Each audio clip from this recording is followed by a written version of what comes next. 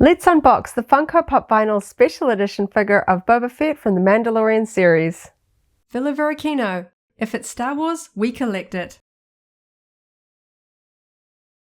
Hello there, thanks for visiting Varykino. This past weekend we met Boba Fett himself, Temuera Morrison, at our local Armageddon Expo convention. So to celebrate, we'll be unboxing Boba Fett collectibles this week. And today I'm going to be opening up the Funko Pop vinyl figure of Boba Fett from the Mandalorian series. This figure is number 490 and it is a special edition figure. We have a foil sticker here on the front that reads Special Edition.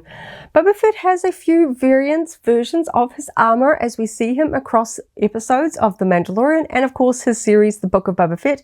This particular version is from chapter 14 of The Mandalorian series, that fantastic episode, The Tragedy on Tython. He finally has his armor back from Din Djarin. It was previously owned by Cobb Vanth. Of course the Jawas stole it from him after he got out of the Sarlacc pit, so it's gone through some interesting adventures and it's really fun to see Boba Fett finally with his armor back on. So I'm very keen to open this one up and check out the details on it. So thank you so much for hanging out with me today. Coming up really soon, of course, I'm going to get this Funko out of the packaging so we can see it a little bit better, check out all of those cool details. But first, let's take one last look at the packaging. As a collector that keeps all of the packaging for his Star Wars collectibles, I really like the fact that Funko has kept the packaging for their standard single Funko figures the same across all of these years. A company like Hasbro, they have changed up their Black Series packaging a lot in terms of design and size, so if you like to keep all the packaging, it doesn't look quite as fun all lined up with all of those changes. If I want to keep all of my Funkos in their box, they look great all lined up. If I want to display them to the side, everything still looks the same. I really do appreciate that. Personally for me, I do take my Funkos out, but I do like to put the boxes behind them so everything lines up really nicely no matter how you choose to display them. We've got a lovely window here at the front, a little bit of an insert picture here of Boba Fett without his helmet on, and we have the nameplate here, Boba Fett. We don't have any kind of a subtitle here for this specific version of Boba Fett. In the Hasbro line of action figures, this one is generally known as Tython Jedi Ruins because this is the particular location where he wears this outfit. He goes through a few different outfits across the Mandalorian series. Sometimes it's helpful to be able to pinpoint where he wears this particular outfit. We can see he doesn't have his helmet on. I think this is really fun. Of course, most of the Mandalorian characters are very well known for their iconic helmets, but Boba Fett is one of the few that does take his off quite a lot. So I enjoy having another collectible that doesn't have his helmet on there just to kind of mix it up, because of course we have a lot of collectibles with that iconic Boba Fett helmet on them. I really like that foil sticker there on the front. I know it doesn't really change the rarity too much. There are a lot of special edition Funkos out there, but sometimes just having a little bit of bling on the front certainly stands out when you've got all your Funko Pop vinyls on display. We've got the Star Wars logo out here with the Funko Pop logo, of course, and this is number 490. The window wraps around to the side. We've got the character name Boba Fett 490 and a little bit of a peek there of his face down the bottom. On the back, we've got another insert picture there of the Boba Fett figure and some of the other Funko Pop vinyl figures from this particular wave from the Mandalorian series. We can see Fennec, Ahsoka, Bo-Katan, and a couple of other helmeted versions there. We can see Boba Fett with his helmet on and Cobb Vanth kind of looking pretty much like Boba Fett himself there, of course, as well. This is my favorite side of a Funko Pop vinyl box. It's got just the classic Pop logo, a nice clear shot of the character head to toe with their name and number. Personally for me, sometimes I'm torn, sometimes I display the character loose in front of the box facing this way, but if I'm running a little short on space, this slightly shorter side here is great because it fits the Funko standing in front of it and I can still see all of the details there behind the figure. But I think it's definitely time to get him out so we can take a closer look at all of the details. I like to open my Funko boxes up from the underside just in case there is a little bit of a wrinkle with the cardboard flap opening it up. I like to keep those top flaps looking pristine, and I'm never really going to see the ones on the bottom once I put it on display. Let's slide the Funko figure out, and of course he is all safe in the clear plastic tray. Let's take him out and we can get our first proper look, because sometimes the figures show up very well in the boxes and sometimes they are a little bit dark. Because this particular version of Boba Fett wears a dark black undersuit, he does look a little bit dark in the box. So just going to clear this packaging away so we can go over all of these details. Now, this version of Boba Fett is from Chapter 14 of the Mandalorian series, The Tragedy, where he gets his armor back from Din Djarin, who of course got it from Cobb Vanth. So at this point, Boba Fett has not repainted it, so it has a lot of silver damage weathering, which of course happened during his time in the Sarlacc pit. So I love the silver weathering that I can see here now that we can get it to shine under the light. It looks like they have painted silver over the top, particularly on here on the back. I can see a lot of silver toned sort of shine that looks like it has been brushed over some of the detail work here. And of course we can see that this is again before Boba Fett has repainted his jetpack, because this is the jetpack he wore in Return of the Jedi. So he has these sort of very vibrant colors here. It's not quite as blue as I think it would be to be truly accurate to Return of the Jedi. We still have a bit of green tone here. It's not quite the same blue that I would really think of, particularly that I've seen some other collectibles do, but we've still got a lot of the yellow here and that silver stripe across the back. And I really do like the silver weathering. You can just sort of see it hitting the light. And of course this whole jetpack is completely hidden when he's in the box as well. Not as much detail across the rest of the figure. He's still wearing the lower half of his dark Tusken robes, so he's got these flowy pants and a few sashes hanging down, and we've just got the back of his boots. But I do like all of this detailed paintwork put into the figure.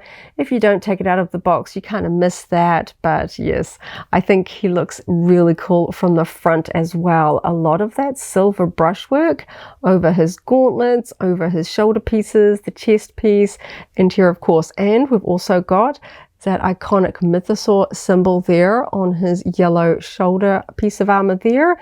And we've got a very tiny version of Boba Fett's symbol there on the chest. This version of the symbol is white. I believe other versions I have seen across the Funko line actually have the more accurate colors there in the symbol. That one is just painted white there, but I do like the silver weathering. I haven't seen multiples of these Funko figures beside each other at the store, so I don't know how much variation there is of this weathering. It kind of looks hand applied, like it's brushed on, so I could imagine it would look a little bit different from figure to figure, which I do notice across the Funko Pop vinyl range. I really like the silver details here for his ammo belt there. And of course, he's got one of his blaster pistols in his hand. This particular figure doesn't have any of his other weapons. Oh, and that reminds me, something about the oversized head means that we never really get the top of his jetpack. We do see him use his rockets in this particular episode, so I guess we could just imagine that this is after he has used it, because generally there is a tall rocket sticking out the top of his jetpack, but because it would technically be up in his head with this bobblehead figure, it is not there. So that is one kind of detail that I guess Funko chooses to omit there for the sake of having it to still be able to bobble there. We can see the black tubing running down the back of his arm there into his gauntlet. I like the pose. It's not too dramatic, a little bit more understated for a Funko figure. Some of the other poses where he's got more weapons are a little bit more dynamic, and his robes are just sort of hanging straight down. They're not swishing or anything like that. You can see the black robes just kind of hanging very nicely there. I kind of like the fact he's got his left hand in a sort of more of a grip. I think that's kind of fun, at least giving him something to do here, so his hand's not just kind of sitting there, not holding or doing anything.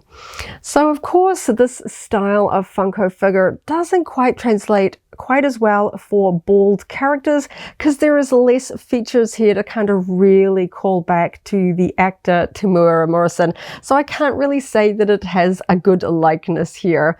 We've got a little bit of a painted work, sort of frown lines and eyebrows there around his eyes, but we have got this sculpted scar detail wrapping around several sides of his head. Obviously his face is the part that we see the most of that sort of wounding and scarring that happened, equipment during his time in the Sarlacc pit. Some other figures kind of do it with more paintwork, so I was kind of surprised to see just how raised this is on this particular figure. Looks a bit more dramatic than I think it does look in the show. He spends some time in a Bacta tank during the Book of Boba Fett, where he heals pretty much all the way up. Does have some faint scarring there at the end. This looks very dramatic, and it doesn't have any kind of paintwork applied to it. It is just the skin tone color. I don't see any other paintwork on it apart from just those features on his face, a little bit wrapping up under there. So I guess that's a good thing. I was a little bit worried that if there was paint accenting the scarring, if there was any kind of a flaw with the paintwork, it would really start to go a bit sideways there. Just having just a very minimal paintwork there for the face means that overall he looks pretty tidy and clean, which I really like. Of course, he is fixed to a standard Funko Star Wars base there with the Star Wars logo in silver. Overall, I think he's a pretty cool figure. I was kind of not expecting Funko to do a version without his helmet on. You know, I think perhaps it's a little bit easier for them to sell Boba Fett characters with the helmet on, but he does take it off quite a lot in the Mandalorian series. Kind of feels like an interesting juxtaposition against Din Djarin, of course, who never takes them off. Speaking of Boba Fett wearing a helmet, I recently unboxed this version of Boba Fett from the Book of Boba Fett. This Pop Funko figure is number 480 from that series. So I wanted to see them side by side, check out some of the differences and similarities. Obviously, some time has passed between this version and this version of Boba Fett. Primarily, this is after he has repainted his armor and he's changed a few things up, but some of his details are still the same. If we compare them side by side, we can see they both have that mythosaur symbol on their shoulder armor, painted pretty much identically. The weathering on those two shoulder pieces is a little bit different, but I like that there is a lot of similarity there. We can see the weathering has been repainted here. He doesn't have all of that silver brushwork on his gauntlets there. I kind of do prefer the pose of the Book of Boba Fett one with a weapon in each hand. I think that just sort of adds a little bit to him, but I know they're trying to sort of mix it up and not make everything the same. The chest symbol on this one I felt was a little small compared to my recollection. Now that I have them side by side, this one is bigger. That symbol has a bit more detail. It is blue, white with some small red details to it, and it looks like it is bigger on the chest compared to this version. I would have thought they would use sort of a decal or digital printing for that very fine detail. So I think it's interesting that these are two different techniques here and two different sizes. He is holding the same blaster pistol in these poses. This one's a little bit more outstretched. This one is a little bit more closer across the body. Of course, it's kind of very different vibes with this one wearing his helmet and this one with his head exposed, but I think they do look quite cool side by side. And we can also see the differences in the jetpacks here. So he goes through a few different versions. This is the paint scheme as it was removed from the Sarlacc pit. He then repaints it green in a later episode, and then when we see him in the Book of Boba Fett, like this one here, he has added a lot more blue back to his jetpack, but we can see the differences there. And of course, neither one of these have that rocket at the top, which is a little bit of a shame there. I kind of like the way that the fabric is sculpted on this one is kind of flowing, gives a bit of movement. This one here, it's just kind of hanging a little bit more still, not as quite as much of a sort of a moving pose here with the sculpting. And just kind of thinking about it when I'm just sort of holding these two together, he gets his armor back in this episode, but his armor does include these yellow knee pieces here. And I'm pretty sure they're supposed to be worn with this version of his gear because we see him fire them in this episode, but this version of the Funko does not have the knee yellow pieces on it. Perhaps they thought that they would be just too hidden by the draped pants. Gonna have to go back and watch that episode again. I was fairly certain that he had them on here because he's still wearing his lower robes from the Tusken sort of tribe outfit, as he's got the same belt on. But I'm pretty sure the Hasbro version of this particular figure actually has the yellow knee armor pieces there. So that's a little bit interesting. Overall, I think it's kind of cool. The face, of course, doesn't really look like Boba Fett, but I do appreciate they've done all this extra work with all of the scarring. And yeah, it's definitely interesting having these two versions side by side. I know for some of the other helmeted Star Wars characters, they've done a sort of face version as a chase, and I think it was interesting that this one wasn't. It was just in the mainline assortment. I have mixed feelings when it comes to chase variants in the Funko Pop vinyl range. It can be fun and exciting if you find one and you're fortunate, but then it is terribly frustrating if you cannot find them. And sometimes I feel like I really do like having the versions, particularly for characters where you do see their faces. So I'm glad that we have this version. Yeah, I didn't have to track him down as a chase. I think it would have been a shame because he does take his helmet off a lot. And I think it's fun to have a few different versions of Boba Fett all lined up. Boba Fett is a very popular character. There has been a lot of merchandise of him. So it's not like we desperately need more versions, but he has so many different outfit changes in the show. I think it was really fun to be able to sort of line up and do all the different versions and all of his different accessories and things like that, because we see him in his Tusken robes with a gaffy stick, then he's got blaster pistol, blaster rifle, his sniper rifle from the Tusken tribe as well, and he's got his repainted armor, battle-worn armor. There's a lot of different versions out there, so if you're a Boba Fett fan or just like collecting Pop Funkos from the live-action series, there's going to be quite a few different Mandalorian series Funkos to collect of the Book of Boba Fett as well. There's like a lot of them to collect and line up there, but I particularly love this new era of Boba Fett. I think Temuera does such a fantastic job with this character, so I thought it was really fun, especially when you think about the actors underneath the helmets. I know it's not Temuera's likeness, but it's just got to be a fun moment knowing that you have an action figure with quote-unquote your face on it to be able to sort of represent your time as a very cool Star Wars character there, because you know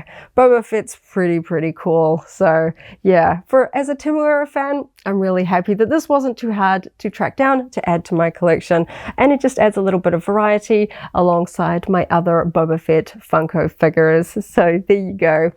I think he's fantastic. I'm definitely going to go back and watch that episode just to see if it is indeed missing those yellow knee pads. But hey, any excuse to go back and watch Mandalorian episodes, I'm just going to be having fun either way. So thank you so much for hanging out with me today as I opened up another Star Wars collectible, checked out some of those cool details, and had a lot of fun. I hope you have a wonderful morning, afternoon, or evening, wherever you are in the galaxy, and let's hang out again very soon for more Star Wars fun. May the Force be with you. If you're a Funko fan, I recently unboxed the Boba Fett and Fennec on the Throne deluxe scene. That video is linked here in case you haven't already seen it, as well as a whole Funko unboxing playlist. This is the way.